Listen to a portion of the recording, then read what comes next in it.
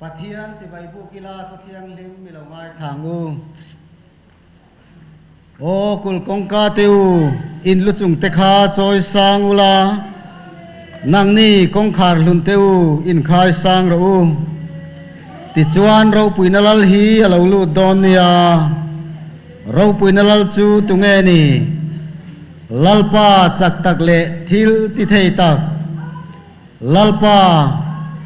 in đâu na thil ti thei tak chuani o kul kongka teu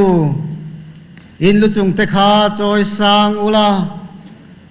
ani kong khar lun teu choi sang ro ti chuan ro puinalal hi alo lu don nia chu ro puinalal chu tunge ni sipai ho telal pa chu ama nge hi ro puinalal chu ani ro puinalal chu ko ran ho lalpa hi ani mundang ami lo chiar chun zomila pathian tu thiang lim ilongai thak chun zomangu Krista chuan baptist turin mitir lo chan chin tha khil turin mitir zo kani thu fingar shil lovin chuti lo chuan Krista cross chu engma lova an chan tir da ange cross thu chu roboral me te tan chuan at na ani sia keni chandam me te tan ro chuan pathian thil ti theina ani zo ke Krista chuan baptist turin mitir silo sanchin tha khil turin mitir zo ani pathian in athu kan satan malmin som sakro se amen pathian ne na itong trai u lalpa kan pathian sungnung bel kan synod revival team retreat te kan program ati ratangin nangin min suaya itharau thiang lim chen sil na le om puina kan ne na ilantir zelawang le kan chungai ngil nei na te that na te wangin lom thu kan khila che lalpa nang chuani rong bol turin min kova chui rong bol na konga chuan chaklo na tam tak te kan nei train kan synod revival speaker le team tenge po nang ma tharau thiang lima thuam thar rengan ngai ni chutiang pokin ko khan ho te polal pa I tharau thiang limai ti tharai chen chilai pol thar zel kan ngai thin voini thengai ko khan ho te irong bol tu te chungai that na wangin lom thu kan sei le e lalpa voin chu na hian kan zai ni ko khan ho te kut ro puya kan in hla na nangma kan biang na le nangma kan pol na hi I tharau thiang lim pol na le chen chil na hun kan man thei da turin khongai takin kan ne na omin I tharau thiang limin nangin minom puyang che voin chu na kan in khoma kan thil ti tur zong te zai pol nang ma fak hla hlan tu tur te tin mal zai nang ma fak hla hlan tu tur te nang ma thu cha kan ngai thak tur te heng zong hi lali suwa le ko ran ro pu na turin nangin malmin som sakang che thu soi tu lalpa nangin om puila ain buat sai na mal som la I tharau thiang limin thuamin din puila nangin truliti ya iko ran auta na poi moi ti ni chuan ain buat sai na bak pui ni tharau thiang limin lalpa pol tharang che hoinia kanin kho mi ko ro puya kan la na kan thil ti zong hi ro pui na tur lo ni sela kan ne na tharin khongai takin thu soyang che kan zai ni ku ro puya kanin kol ti ra heng te kan lalpa Isu Krista mingin kan dile amen tuna chuan puan turoma piang te kan revival director Reverend F Lalrin nunga kan so manga ani na puan zowa kong non ngai lovin tual chung ko than lama thangin loading chuak zui selangin athange tuna kan revival director ilo so mang kan soitak thinang khan hei kan biak inin min zo lo de ul ka wangin in lama tangin hemi veng chunga in loi khom ve ani de kan ria a in lama om zong te le helai huna local te kan lalpai swamingin chi bai kan buk non le chewani voinia hian kan in khom na min kai ruai tu hi upasilal muan kima sinot secretary senior ani ani hi sinot office tuna hian assistant finance manager omek ani mission veng ko khan upa tin hemi kan sinot hian mun poimo takte office le somi abial anga le presbytery anga tepo lo chel to ani hetia anga mi in pe kan nei hi kan lom hle ni tin pathian thu cha reverend si chan chin moya revival committee member in voin dia hin min sil don ani hi chu thui tak soi angai om love kan se ful tonga pathian thu soi thiam theologian ni bok mi pakhat thi chu ni ve sim ringot maya athu so kan ngai thanga kan lim via win karing athu so hi ngai thang nom the ma mi special tak ani chuan hei annu le an chung den anon troi oma troi om tu te kha comment handing te se kan speaker troi om tu te lo me kan lo me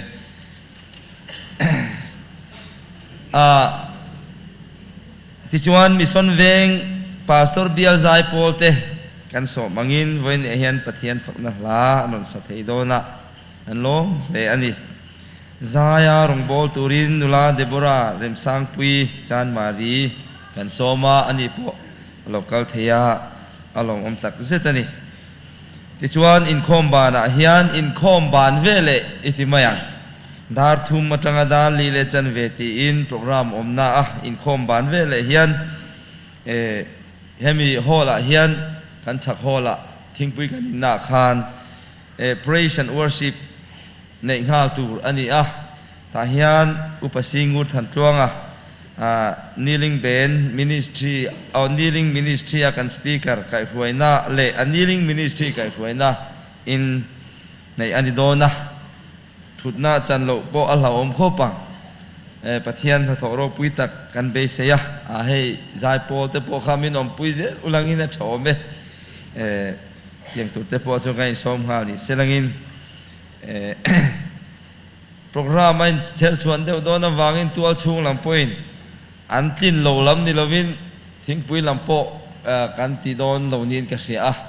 chan chuin khom ban program om wang khan tiang chuan kan pat ngal deuh mai don nia kan sia ta kan khan zai rong bol turin mission veng pastor bial zai polte mel kan mu the rong bol na nei the dona lo mong khop maya tuna kan lo som do na nga anni an zai zo hian kan thil pek lak khom te kha pathian the na kan hla na nga pathian ne na tong chaya men hlan sak turin upar thang chunga zema bok ko khan kan som nga chumi nuwa chuan kan za pathian kan biak honan hla number som nga le palina isui thu ka ngai tuin ti kha kan sa ho zui don nia tuna mission veng bial zai polte pathian fangna hla lan turin lo somang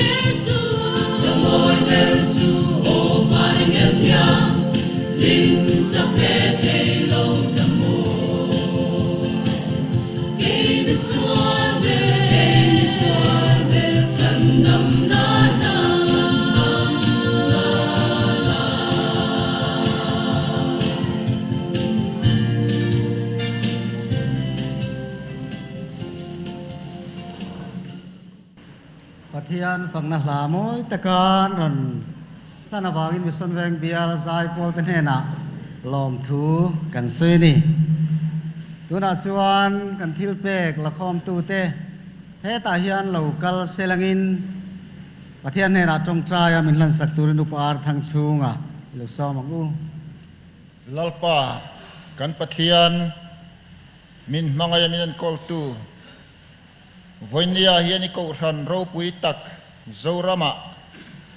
idin te speaker len team te le ka sinot namakan ho tu te anmani ti chak tur le thuam thar turin retreat hotling tak kan nei the vai lom thu kan khila che lalpa iram tung ding tur le chau te ne na changna thar pe turin le setana le na tho ti boral tura chakna thara hria ki thiwang lom thu kan khila che voinia hian thilpek ro pui tak lali suwa min pe a tin nangma faktur le choi moi turin kan taksa nge hi yen kolin damna hisel na min pe a nangma fak thelo tura setanan keimania man ro manadu zong zong te hi ne vek to ni ti voinia kan puang mai ni voinia hian lalpa imal somna kan dona tangin kan rem chan tok te kan keng khom le ta a heng hi ma nang ma chi bai bu na thil pe grim tu ya lo chang sela heng zong zong hi kan lalpa i suwa mengi ni ne na kan rom hla ne amen Pathian biak nan dingin hla number somnga le palina isu ithu ka ngai tuin kalau lom em thin email tak ka mu huna chuan ka lom na zualang ti hi dingin kan sang hemi kan sak zo a hian Pathian fakazai turin nula debora rem sang pui kan som don nia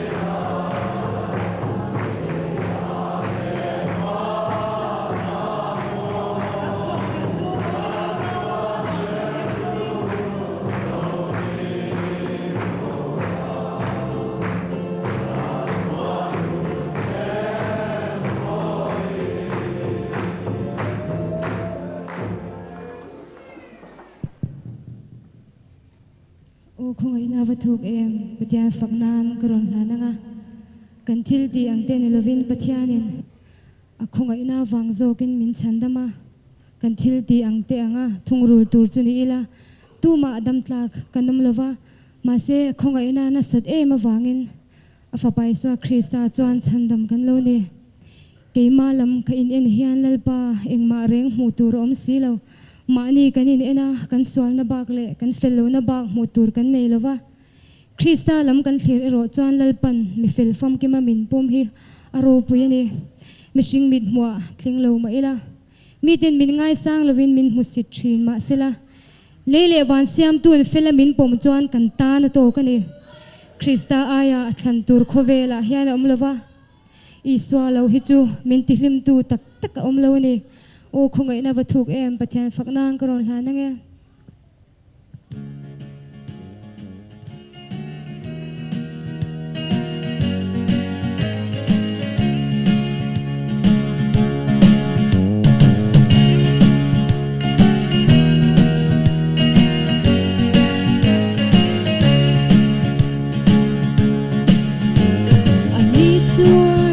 thil ti ang ke ni lovin amadu dan le rem ruat ang zelin afapa chuan min lo chandam si o khongai na avatu thil ti me hi chin chia la lalpa nge chandam ni theyang le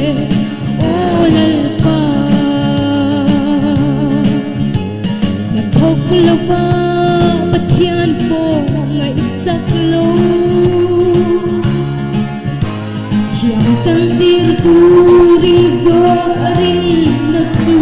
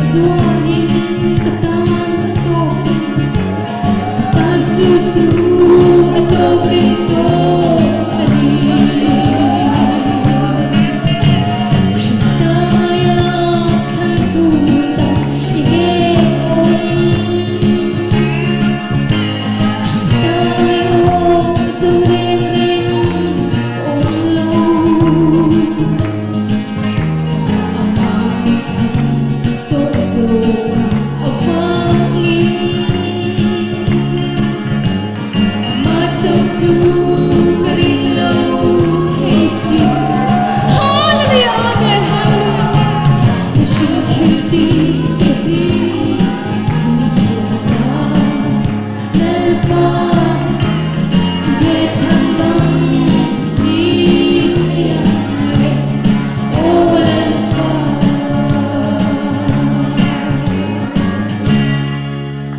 pathian ne na trong trai ngai lo ne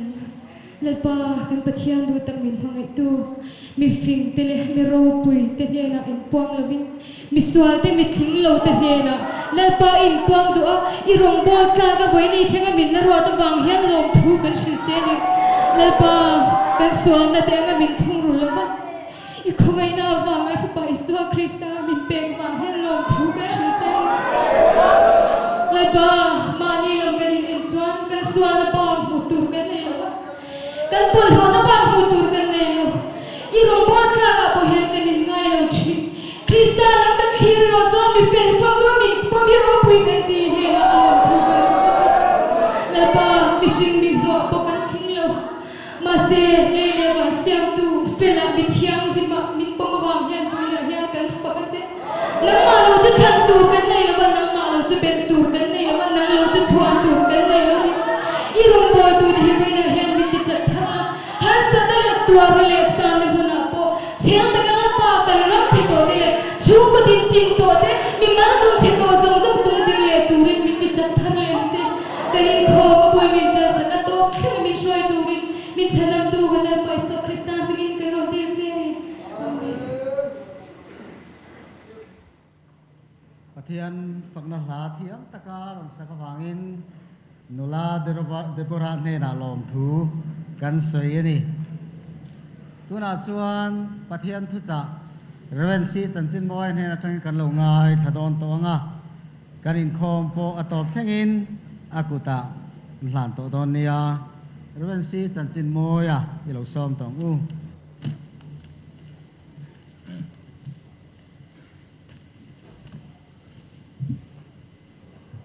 Even hian pathian in hun thatak mai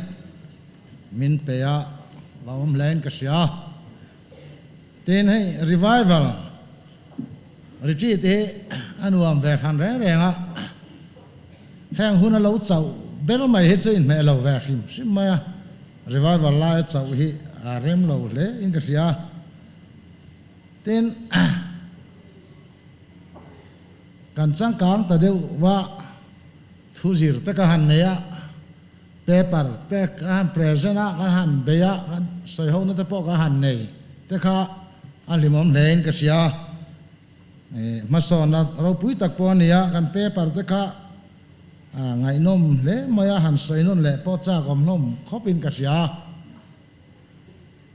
voina hianin milim chen khati dan ta ka a thu pui kha tamang reng khopa ka ti thiam lo le maya ka hu phur em mai boka revival speaker ho zinga thu sei he kan chak viu vek lo ni om ta ka ni pastor ho po hian a chan chu speaker kha an lo ni ve re to khopa chu wang chuanin soi oi mai lam ai khanin soi ve dan tur zong deu li hian nia chu phurom na lai ta ka ni ve a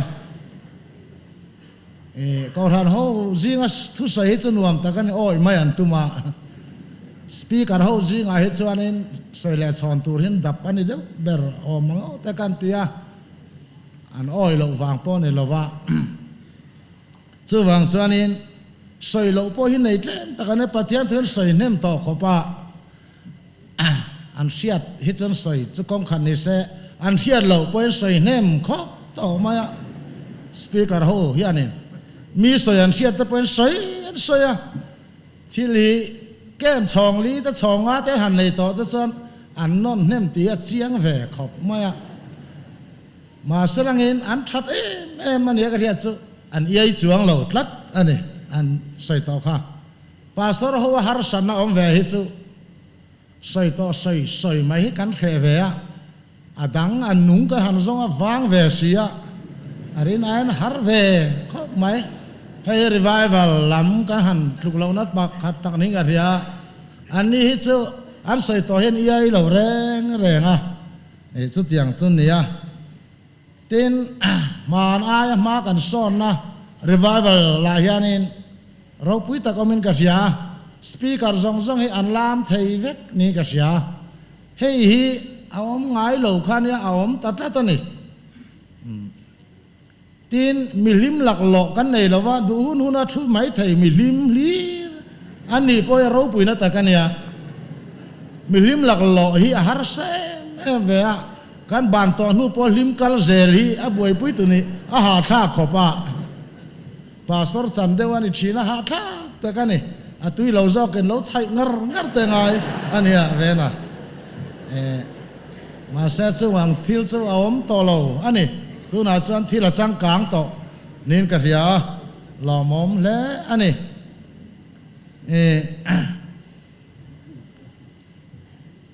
hang te vàng hiền nên anh ấy làm chú anh ấy can revival hàn tì con về na hàn soi về sim te hi lẽ làm chú anh uống mình cái gì à anh chắc ông bốc àนี่กุมไม่อาคานินพอยสมันดานตูทั้งคานซิรตัวที่เลสซิรอังเรงตักกันเนี่ยมาเสน่าสตักซิรเลยเทลาวาริวายวัลละมาลูดเดลีกันเนี่ยวางินซิรนักก็เห็นสันสุดที่ลุตกันสอดเทลาวนี่กันเรียอันซิรไลชัดตักินอันโจตัวริวายวัลละมันเราลูดที่อันเตลมขบเฮ้อันซิรหลักหล่อตัวให้ละมันกูน่าดงอันนี้ที่เดลีอันเนี่ยkan revival team hi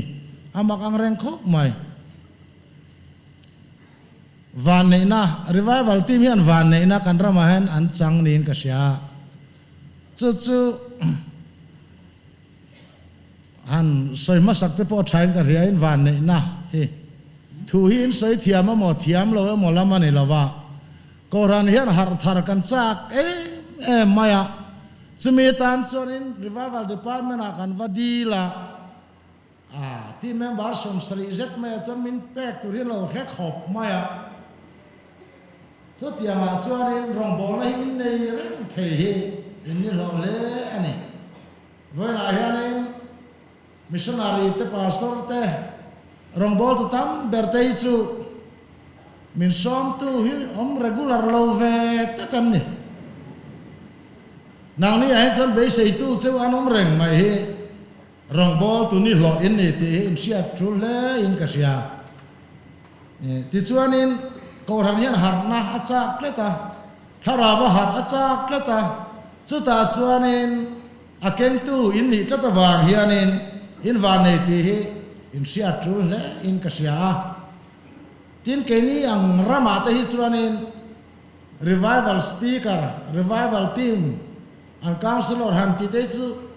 inin da na hian kan da chu nung chu ani chu than ka chai na kha thiam chia lawa kan ngai lu nek mai chu wa chu tiang hen chu tiang hu vel chu anin in nung thiam lo he than khat phun noi na mai mai ani kan ngai lu lem lo hi chu kan sei zer pe lem lawa nia tu na hianin hey kumin chau pe hi chu ama khop maya kan ram om da ni kumin chau sang ni la pariat kumbul la tang hianin kan tu lai khovel mizoram khoveli adang lam in kasia thalai te khovel ani thar de lua in kasia chu karil rawalian kho mai thalai te khovel ania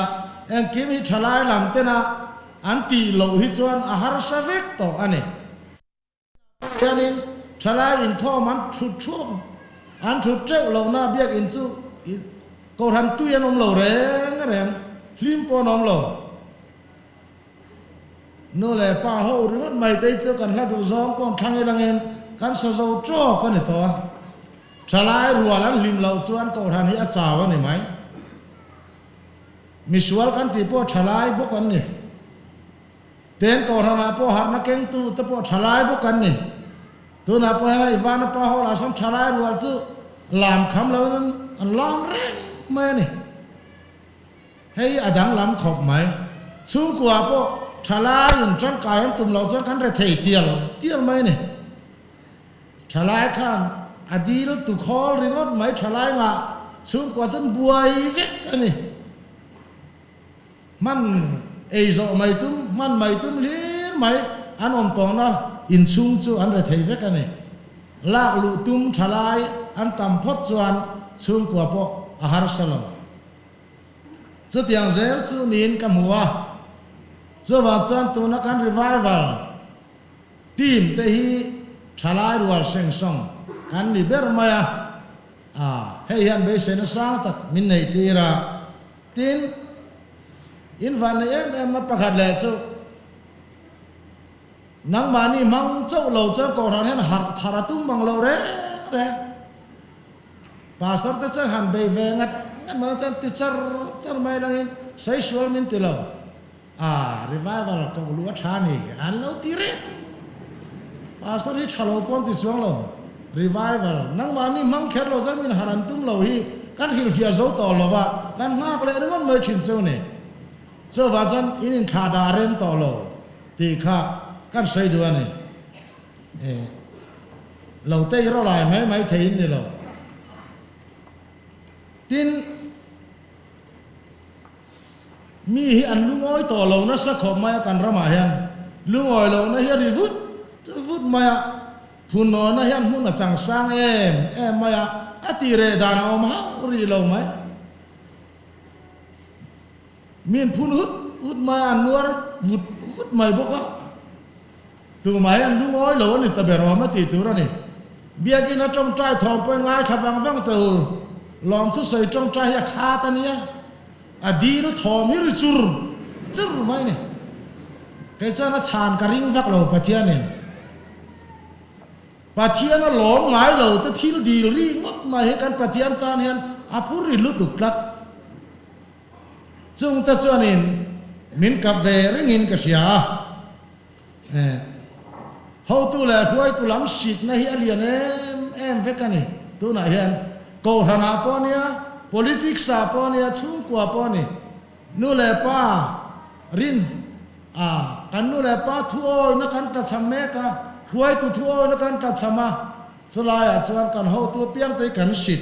ta mek ni na langa asai lo tu zo ka piang ma ya soi omi kan khadu vek zo to mai ni en kim mai hian ama khop mai asai lo tu piang mai han soi mai tu ro mi pai in ka in khazel ni oma ni ya fil ko tlang khel thiam su tre ang mai hian in akan om tlat mai ni chung ta chu muin ke in sia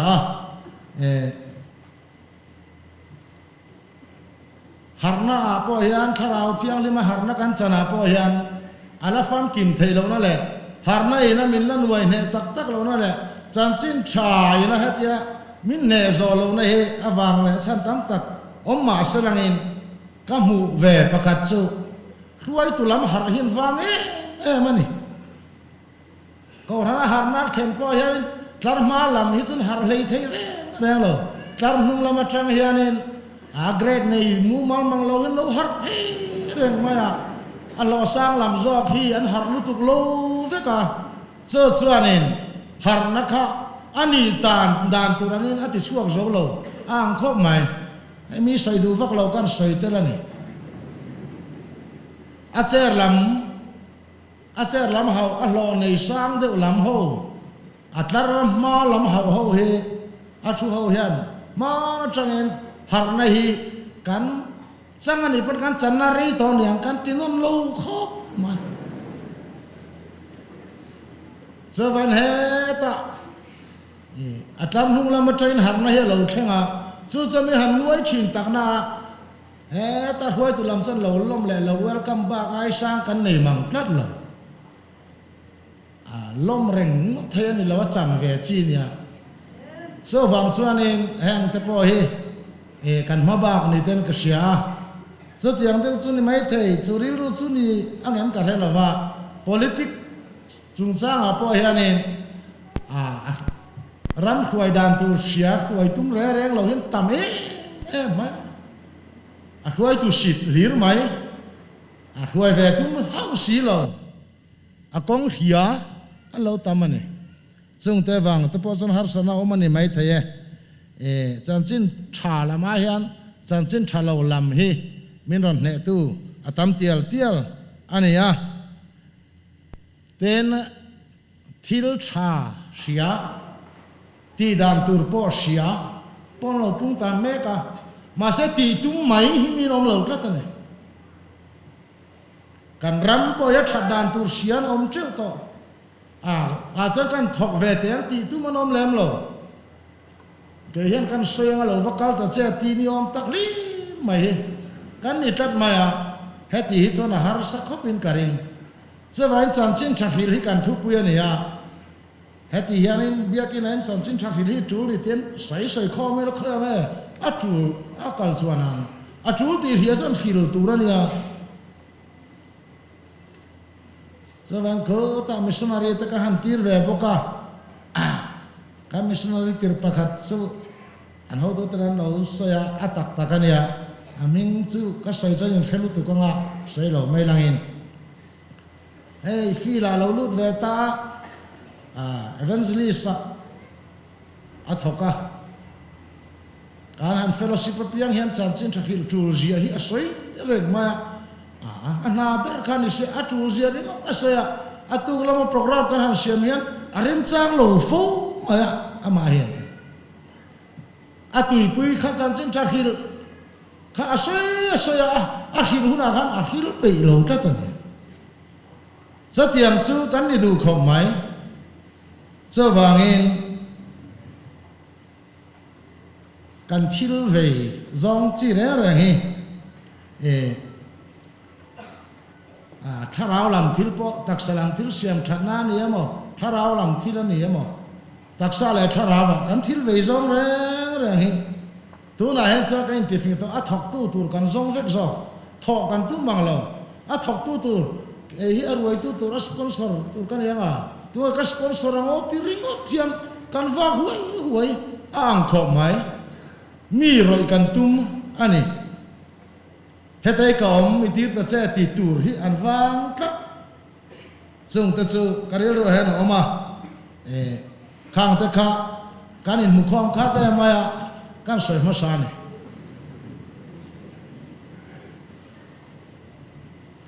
ta tiang thu ngai thai langin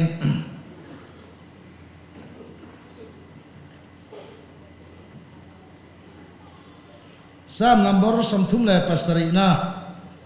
chang khata changa chang li thu hi tir thalo ti tu te wangin in tilungai du su la fellow takati te chot hek su lo be takina thu kina nom thuaya nga nim siang in an vuai don sia lar pa suring la thil tha ti ro hera ma hen om lari nom na zel ro lar pa chu ma chon lom buk ro ti chuan thin lung du zong te chu a pe ang che